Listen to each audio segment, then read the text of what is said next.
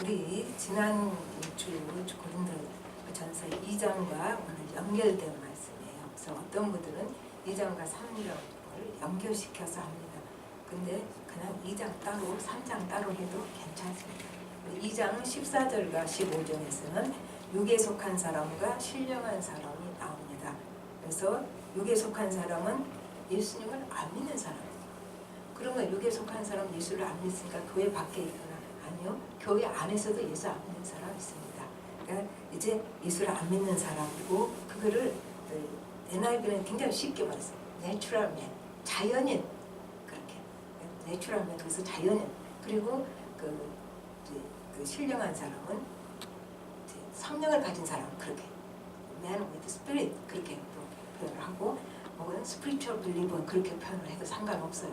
그러니까 2장 14절과 15절은 그 예수 안 믿는 자와 예수 믿는 자 그렇게 표현하면 훨씬 쉽습니다. 그런데 3절에서는 아니에요.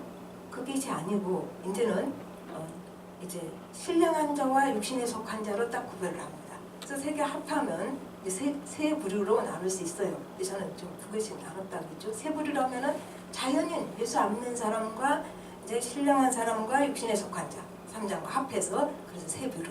그러나 저처럼 하면은 앞에는 신령한 영에 속한 사람과 예수 안 믿는 자연인과, 또 여기서는 예수를 믿는데 육신에 속한 자와 신령한 자, 그렇게 1절이 정확하게 얘기를 해줍니다. 형제들아, 내가 신령한 자들을 대함과 같이 너희에게 말할 수 없어서 육신에 속한 자 곧 그리스도 안에서 어린아이들을 대함과 같이 하노라. 그러니까 지금 뭐예요? 다 그리스도 안에 있어요. 육신에 속한 자나, 그러니까 2장과 다르다 그랬죠? 그거는 내추럴맨이고, 여기는 예수를 믿는데 이제 육신에 속한 자고 그래요. 육신에 속한 자 그러면 조금 더 쉽게 하면은 이거를 carnal believer 그래요. 근데 carnal 그러면 우리 안 들어봐서 잘 모르죠? 여러분이 많이 들어봐. worldly believer, 세속적인, 세상적인 신자 그렇게 표현하면 훨씬 쉬워져요. 그리고 이제 또 영적인 사람은 spiritual believer 이렇게 두 가지로 갈립니다. 3장에서는. 그러면은 육신에 속한 자 worldly believer는 누구냐? 어린 신자다. 그렇게 여기 좀 사도 바울이 정확히 얘기를 합니다. 그러면 말은 안 했지만 여기서 spiritual believer는 성숙한 자라고 우리가 해석을 할 수가 있겠죠. 그러면 이제 이 신령한 자는 왜 뜻을 신령한 자라고 하는가? 말도 조용히 하고 걸음도 조용히 걷고 이렇게 가방을 또 이렇게 얌전히 하고, 그게 신령한 것이 아니고 성령의 지배를 받고 성령의 인도를 받아서 하나님 방식대로 사는 자, 이 사람이 신령한 자고, 우리가 쉽게 설명하면 성숙한 신자가 되겠지요. 그 다음에 육신에 속한 자는 세상적인 방법대로, 인간적인 방식대로 사는 자, 그리고 이제 어린 신자, 그렇게 이제 구별을 할 수가 있겠습니다. 그래서 3장이 더 쉽죠. 예수 안에 있지만 어린 신자, 성숙한 신자. 그런데 이제 표현을 할 때 굉장히 사도 바울이 말을 조심해요. 우리는 사도 바울은 말을 막 한 것 같잖아요. 강렬하니까 말 내용이. 또 그렇지 않아요. 형제들아, 형제들아는 굉장히 사랑스러운 말투입니다. 그리고 내가 신령한 자들을 대함과 같이 너희에게 말할 수 없어서 육신에 속한 자 곧 그리스도 안에서 어린아이들을 대함과 같이 하노라. 이게 무슨 말이에요? 사실 따지고 보면 너희들은 아직 어린아이다 그 소리예요. 그걸 어떻게 말을, 유피즘이라고 그러는데 완곡하게 돌려서 부드럽게 듣기 좋게, 사도 바울도 이런 데가 있어요. 그래가지고 이렇게 부드럽게 말을 해서 너희는 어린 신자다 그렇게는 않고, 이제 어린 신자란 말을 이렇게 부드럽게 해놓고, 그리고는 이제 3절에서 그 이유를 댑니다. 무조건 그렇게 말하는 건 아니죠. 시기와 분쟁을 예를 들어요. 그러니까 시기와 분쟁이 있는 거 보니까 너희는 어린 신자 아니냐, 그것이 증거다, 어린 신자라는 증거다, 그렇게 말을 하죠. 그런데 그 3장 3절에서 한번 볼까요? 너희는 아직도, 그러니까 사도 바울이 전도한 지가 5년이 흘렀어요. 그런데 십자가 의미를 제대로 이해 못해서 아직도 어린 신자다. 어린 신자, 근데 이 어린 신자, 그리고 여기서 뭐라고 했어요? 저주로 먹이고 내가 밥을 못 먹인다 너희는. 소화가 안 돼, 밥을 주면. 그래서 저주로 먹인다 그랬는데 이 젖 먹는 신자, 저는 그거를 기저귀 차는 신자라고 표현도 할 수 있다고 볼 수 있어요. 젖 먹는 신자, 기저귀 차는 신자를 히브리서 15장에서는 굉장히 설명을 잘 해줘요. 때가 오래되었으므로 너희가 마땅히 선생이 되었을 터인데 너희가 다시 하나님의 말씀의 초보에 대하여 누구에게서 가르침을 받아야 할 처지이니 오래됐어도 단단한 음식을 못 먹고 젖이나 먹어야 할 자가 되었도다 이렇게 된 거죠. 그리고 그 설명을 다시 해줘요. 이는 젖을 먹는 자마다 어린아이니 의의 말씀을 경험하지 못한 자로다. 그러니까 어린아이의 특징이 뭐예요? 히브리서가 굉장히 정확하게 설명을 합니다. 의의 말씀을 경험하지 못한 자가 어린아이다. 예수를 믿었는데, 그래서 어린아이, 젖 먹는 신앙은 의의 말씀을 경험하지 못했다. 그러면 조금 마음이 안 들어오죠. 우리 마음속에. 아담과 하와가 동침했다. 그때 이 경험하지 못했다 단어가 똑같은 단어를 씁니다. 그러니까 그 말씀을 전혀 지적으로 모른다는 얘기는 아니에요. 말씀을 알긴 아는데 그렇게 말씀이 친해진 건 아니죠. 아담과 하와가 동침한 것과 같은 그런 상태가 아니에요. 그래서 말씀이 들어와서 소화가 되고 그것이 육화가 되고 그러니까 내 몸 전체가 그 말씀으로 변화되고 구체적인 삶으로 나타난다 그 얘기가 되죠. 의의 말씀을 이제 경험을 못한다는 사람은 그 삶으로 나타나지 않는 사람. 그러니까 말씀이 들어가서 소화가 돼서 심령이 다 변화돼서 삶으로 나타나지 못한 사람을 이렇게 설명을 해주고 있죠. 그래서 신앙 실력은 무엇으로 나타나느냐? 내가 성경 납득했어요. 그것으로 신앙 실력이 나타나는 것이 아니라 신앙 실력은 삶을 보면 그것이 신앙 실력입니다. 그래서 야고보서 우리 이번에 지난주에 읽었잖아요. 얼마나 강렬하게 얘기를 합니까? 그리고 이제 우리가 말씀을 듣고 좋은 말씀 들으면요, 우리가 은혜를 받아요. 이제 감동을 받지요. 근데 그걸로 끝나버리니까. 그래서 이제 해결이 안 되는 거죠. 그러니까 믿음 좋은 사람은 삶에서, 그 사람은 대인관계에서, 그 사람의 인격에서 예수님 모습이 나타나는 사람. 이게 이제 신앙이 좋은 사람이다 이렇게 볼 수 있죠. 요한복음 15장 7절에서는 우리가 다 열심히 암송했어요. 근데 우리가 그 전체로 외우면은 하나만 떡 떼어서 하면 잘 안 나와. 그게 좀 맹점인 것 같아요. 전체로 배우니까 따로 떼어서 우리 한번 봅시다. 너희가 내 안에 거하고 내 말이 너희 안에 거하면 무엇이든지 원하는 대로 구하라. 그리하면 이루리라. 무엇이든지 원하는 대로 구하라. 그리하면 이루리라. 우리는 그 말만 받고 싶어요. 너희가 내 안에 거하고 내 말이 너희 안에 거하면 이거 빼고 너희가 무엇이든지 원하는 대로 구하라. 그러면 다 이루어지리라. 이것만 우리는 이제 받고 싶은데 그 전제가 있죠. 너희가 내 안에 거하고 내 말이 너희 안에 거하고 이렇게 되는 거죠. 그 말은 말씀이 내 삶에 들어와서 말씀과 내가 하나가 되는 것이죠. 그래서 말씀이 내 삶을 지배하고 내가 말씀 속에 들어가고 그래서 이제 말씀이 내 속에서 역사해서 그것이 이제 역사하니까 어떻게 해요? 말씀은 능력이에요. 내 속에 역사해서 내 심령을 변화시키니까 이제 내 삶으로 나타나지요. 그러면 이 사람은 또 어떻게 되죠? 말씀이 완전히 속에 들어가서 말씀과 하나가 된 사람은 말씀은 누굽니까? 하나님이세요, 바로. 그래서 하나님께서 원하시는 것이 내가 원하는 것이 되어버리죠. 그래서 하나님의 마음과 뜻과 내 마음과 뜻이 일치가 되죠. 그러므로 내가 원하는 대로 구한다는 것은 하나님을 원하는 대로 하나님 뜻대로 구하는 것이 되지요. 그러니까 다 이루어지죠. 하나님 뜻은 반드시 이루어집니다. 그러니까 내가 하나님 뜻과 일치된 기도를 하니까 다 이루어지리라. 또 왜 그렇게 기도를 할 수 있어요? 내가 원하는 것이 하나님이 원하는 것과 같아졌다는 얘기예요. 뭐를 통해서? 말씀이 내 안에 거하고. 말씀은 무서운 겁니다. 그래서 우리를 살리는 생명이에요. 말씀이 들어와서 그냥 말씀이 문자로 남아있으면 안 돼요. 그것이 내 심령 속에 들어와서 내 심령을 뒤집어엎고 그냥 내 심령 속의 말씀과 하나가 돼서 일치가 되는 거. 그랬을 때 말씀의 능력이 무섭게 역사하는 것이고, 그때 내가 심령이 뒤집어지고 엎어지고 변화돼서 이제 하나님의 생각과 같은 생각을 하게 된다는 얘기죠. 원하는 것 다 이루어지는 이러한 축복을 받게 되는 것입니다. 그 다음에 이제 4절부터 9절까지는 또 나옵니다. 4절 한번 보십시오. 어떤 이는 말하되 나는 바울에게라 하고 다른 이는 나는 아볼레에게라 하니 너희가 육의 사람이 아니리요? 바울에게로 아볼레에게로 조금 안 따라오죠. NIV가 굉장히 쉬워요.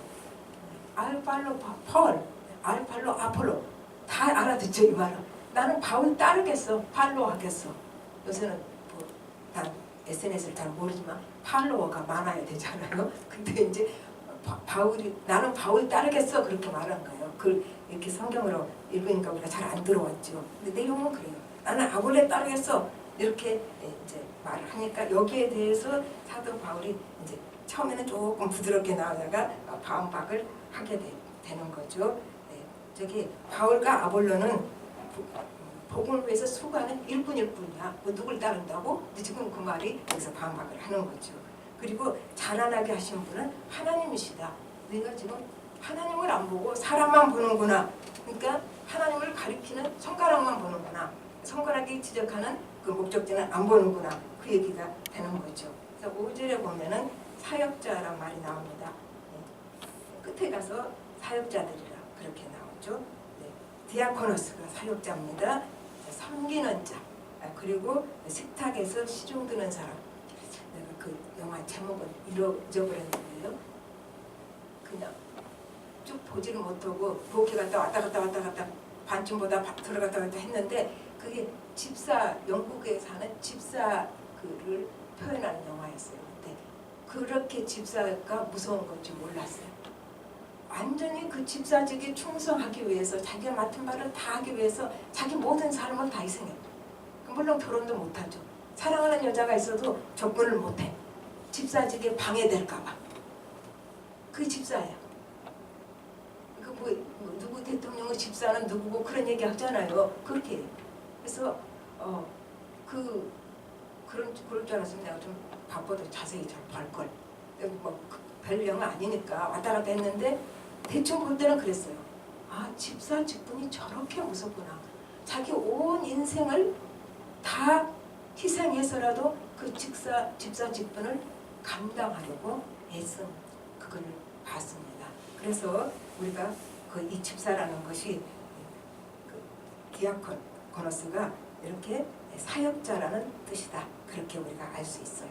그러니까 그냥 섬기고 시중 드는 게 아니라 내 온 모든 것을 다 합해서 주님을 하라시는 일을 최선을 다하는 사람, 다른 걸 다 희생할 수 있는 사람, 그게 이제 사역자가 되는 거죠.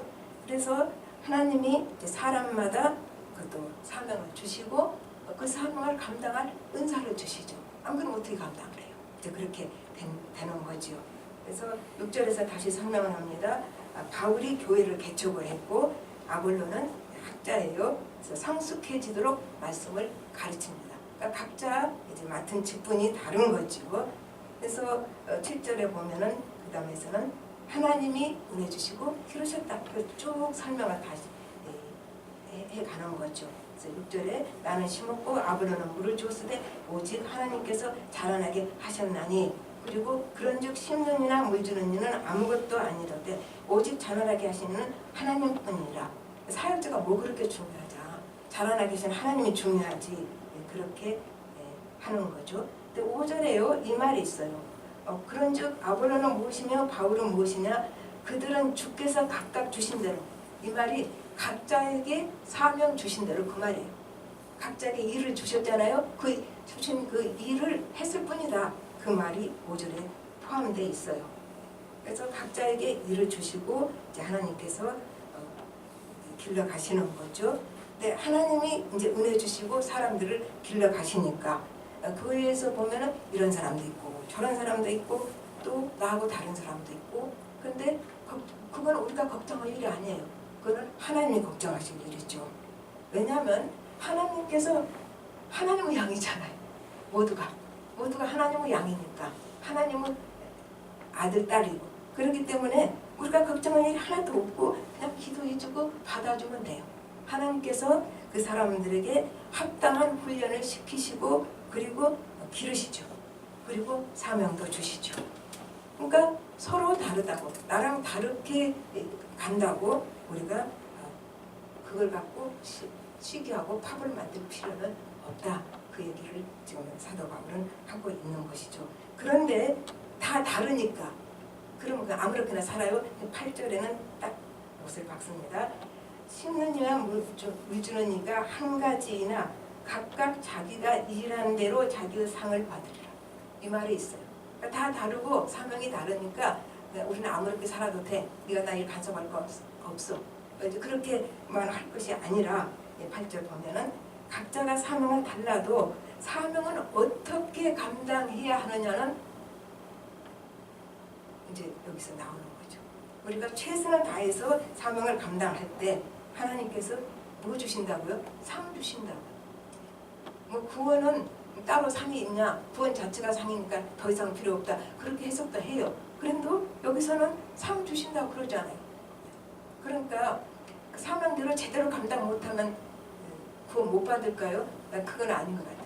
예수님이 반석인 사람, 분명히 예수님을 터위의 신앙을 세운 사람은 조금 잘못했어도 구원 받는다고 믿거든요. 그게 이제 오늘 3절, 9절까지만 읽었지만 3장 뒷절에 나와요. 불에서 꺼낸 것 같이 구원을 받는다는 말이 나와요. 그러니까 예수님의 터가 확실한 사람은 예수님 십자가 보혈을 확실히 믿는 사람은 구원을 받지. 근데 겨우 받는다는 소리가 나오니까 여기서 또 상 주신다는 말은 우리가 그대로 또 믿을 수가 있습니다. 하나님께서 주신 사명 최선을 다해서 감당할 때 하나님께서는 이제 상도 주신다. 그렇게 되는 거죠. 이제 9절로 갑니다. 우리는 하나님의 동역자들이요 너희는 하나님의 밭이요 하나님의 집이니라. 그러니까 이제 복음 선포자들은 교회 리더들은 하나님 나라를 세워가는 동역자다. 하나님 나라는 뭡니까? 하나님의 뜻이 이루어지는 것이 하나님 나라예요. 하나님 나라가 하나님이 주인이시고 하나님이 왕이시고 하나님 뜻이 이루어져가면 그게 하나님 나라예요. 그러니까 하나님 나라를 세워가는 동역자가 된다. 복음 선포자는 이렇게도 볼 수 있어요. 이제 하나님의 동역자를 하나님을 목적으로 하면은 이렇게 해요. 하나님을 함께 섬기는 동역자다. 우리 모두가 이 나는 해석도 참 좋습니다. 그 해석이 가능하거든요. 그러니까 모두가 하나님을 함께 섬기는 동역자다. 교회는 이제 그렇게 하면 우리 각자가 다 하나님을 섬기는 동역자가 될 수 있는 것이죠. 서로가 이렇게 볼 수 있고 너희는 하나님의 밭, 하나님의 집. 하나님의 집은 뭐예요? 하나님이 계시는 곳이 하나님의 집이죠. 교회 맞죠? 교회 하나님의 집이라고 해도 돼요. 하나님이 계시는 곳이니까. 또 성전 맞지요. 성전은 하나님이 계시는 곳이 성전이에요. 예배당이 성전이 아니라 하나님의 백성 공동체가 성전. 또 우리 각자 안에 하나님이 거하시니까 내가 성전.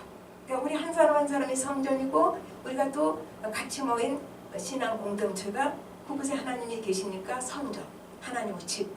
이제 우리가 이렇게 볼 수 있겠습니다. 그래서 하나님께서는 교회를 세우시고 하나님의 밭이니까 거기서 일하시잖아요. 하나님의 집이니까. 그리고 교회를 성장시켜 가십니다. 그리고 이제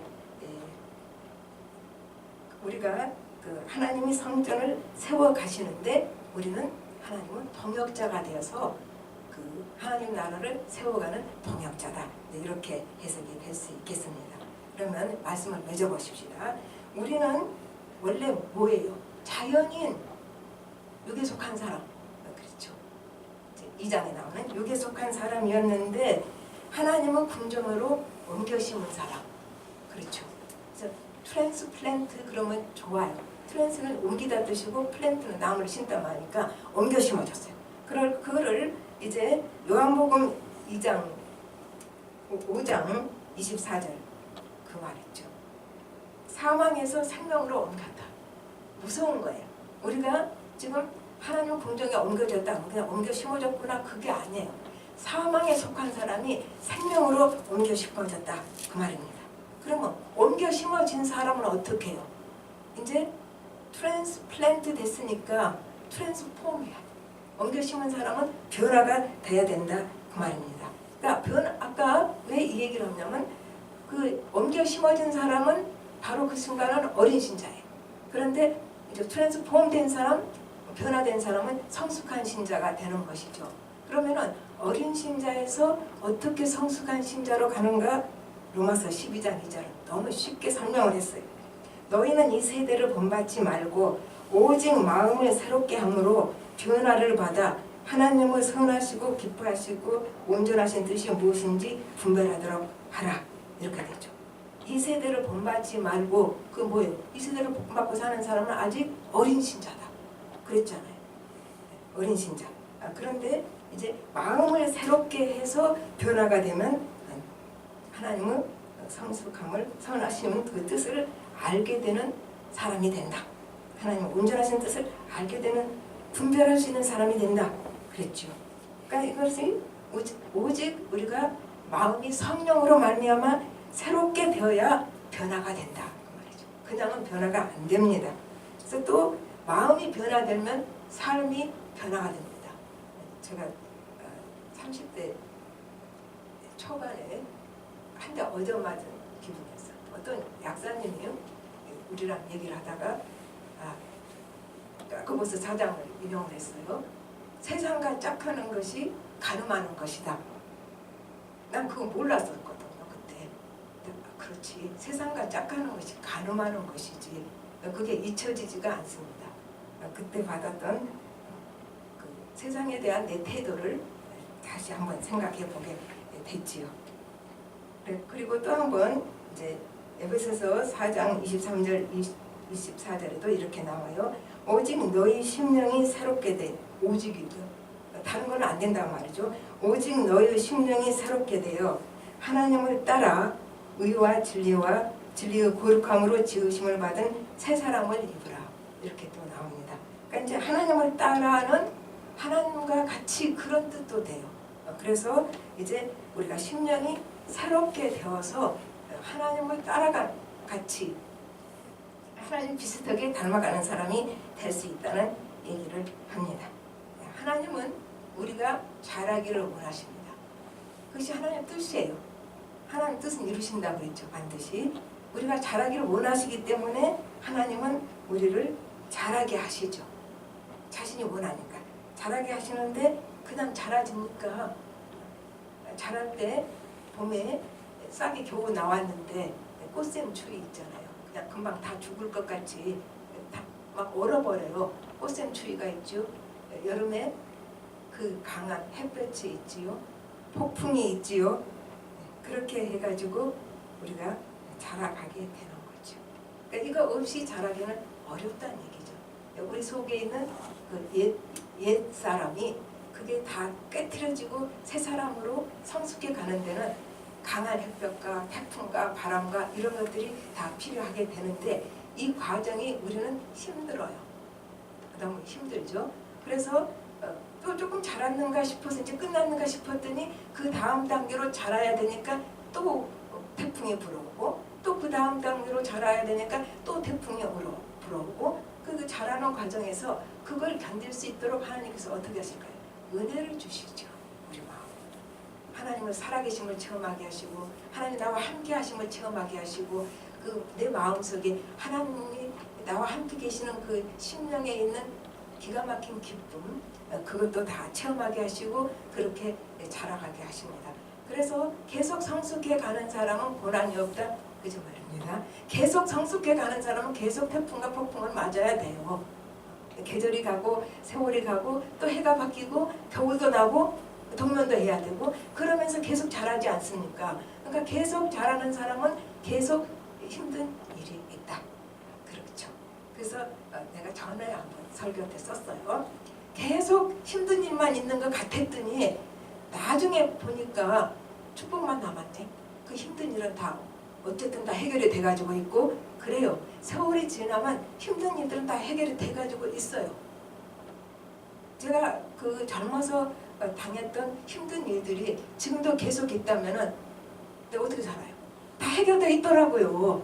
그때는 맨날 나는 팍팍만 당한 것 같고 다른 사람들은 그냥 예수 믿어도 편안하게 잘 다 가는데 왜 나는 이렇게 매일 일이 터져 매일 일이 터져서 숨을 쉴 수가 없다. 왜 숨을 쉴 수가 없어요? 빨리 자라는 사람은 힘들어요. 더. 그래서 더 숨을 쉴 수가 없습니다. 달려야 되니까. 걷는 거하고 달리는 거하고는 힘 차이가 다릅니다. 계속 달리는 사람은 힘이 들어요. 그러니까 나는 계속 힘만 드나 보다. 그 착각이라니까요. 그 사이에 남이 모르는 하나님이 나와 함께 하시는 비밀을 알게 되고 남이 모르는 은혜를 체험했고 그리고 한참 달려서 보니까 다 모든 것이 다 축복으로 변해져 있네. 이것도 알게 되고 그런 거예요. 하나님은 우리가 잘하기를 원하시지만 우리에게 복 주시기를 원하십니다. 그래서 우리가 그 잘하는 과정에서 다 힘들었던 것이 어느 날 보니까 다 없어져 버리고 잊어버리고 그렇게 어려운 일도 어떻게 해결이 됐네. 깜짝 놀라죠. 그러고 나서 이제 남은 거는 축복만 남아있다. 여러분 다 그렇게 됐으면 좋겠습니다. 저까지 포함해서. 이제 그리고 마지막으로 그러기 때문에 우리 모두가 어떻게 할까요? 저 80이 내일 모르는데 그래도 저도 매일 자라야 돼요. 여러분도 마찬가지. 그러니까 저와 여러분이 매일 자라나는 그런 축복을 받기를 예수 이름으로 축복합니다. 다 같이 기도하겠습니다. 하나님 아버지, 주님 은혜를 감사를 드립니다. 우리가 주님의 십자가 보혈문으로 예수를 믿었고 우리가 주 안에 들어왔습니다. 우리가 하나님의 백성이 되었습니다. 그럼에도 불구하고 우리는 옛사람을 벗어버리지 못하고 옛 구습을 벗어버리지 못하고 그리고 세상적인 관점과 그 경험들이 우리 발목을 잡아서 하나님께 빨리 다가가고 가까이 다가가고 하나님과 깊은 교제가 이루어지는 것을 방해하고 있습니다.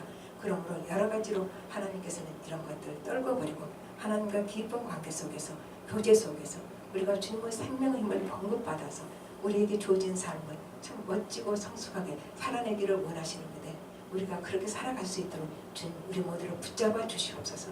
우리는 다 연약하고 실수하고 넘어지고 주님 뜻에 합당한 사람이 못 됩니다. 그럼에도 불구하고 하나님 우리를 사랑하시기 때문에 우리가 아무리 실수하고 넘어져도 우리를 버릴 수 없기 때문에 하나님이 우리를 사랑하신 것이 우리에게 힘이 되어서 우리가 주님 꼭 붙잡고 우리가 살아날 수 있게 해주시니 감사합니다. 오늘도 내일도 우리가 주님 꼭 붙잡고 주님과 동행하며 내게 주어진 사명, 내게 주어진 일, 내게 주어진 삶, 내게 주어진 직장 잘 해나가는 사람들 되게 하여 주시옵소서. 모든 말씀 예수님으로 기도합니다. 아멘. 네, 기도하십시다. 하나님